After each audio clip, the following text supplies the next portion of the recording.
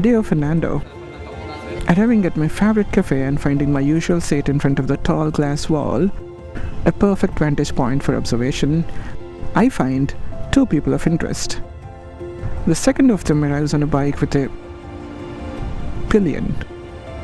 Right before the wheels fully stop, his eyes stare up and remain so after they find our first person of interest, the lady by the rail. That stare is going to last a while, the voice predicts. So I count up 1, 2, 4, 7, 9, and then comes a slap on the poor biker's back by the unkind pillion. The men giggle, one of them awkwardly and the other teasingly, as I get off the bike and walk in. Not into the cafe though. Coming to the other matters from the world outside, an elderly person walks across the road holding a white food-like parcel. I'm pretty confident it's for his children, the voice guesses.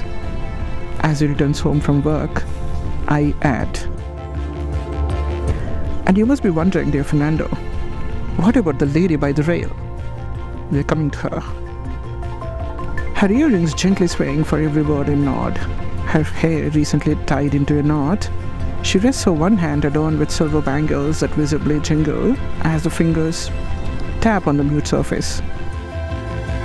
With her other hand on the rail as a cushion, she rests her chin on it as her eyes take in the scenes of the evening. And that's how she listens and talks, dear Fernando, with her eyes on road and her chin on the rail. No wonder the biker has been left frozen, because from where he stood, and with her eyes like that of a portrait on a wall, he must have felt the stare and readily interpreted it as being looked at with interest by the lady in white. And wait, is she in white? I usually get the colors wrong. Anyway, is this what the letter is all about? About the poor biker and the lady by the rail? I have arrived at the cafe that evening to read the book I thought I lost.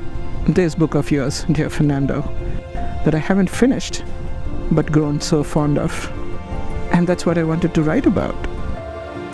But the poor biker and the lady by the rail have come charging into the letter space, and I can't be a rude host and force them out, can I, Fernando? If there is unwanted and exceeding romanticism to these observations and in my recent scribblings, make not the mistake of attributing that to any sensitive matters of the heart. The words that are finding me are to be blamed, Fernando. They are the culprits. When I sit down to record my mundane observations in a language as simple and even dumb as possible, these words spin them off into something romantically poetic, or should I say, poetically romantic. Now, that's a clear sign of terminal blabbering that I suffer from, and hence I stop here.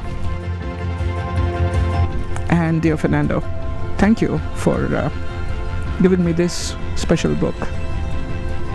It shall stay with me for as long as I have it in me to cherish the beauty in the mundane and in nothingness. Best wishes, your friend and admirer, to Fernando Pessoa, 1920, Portugal.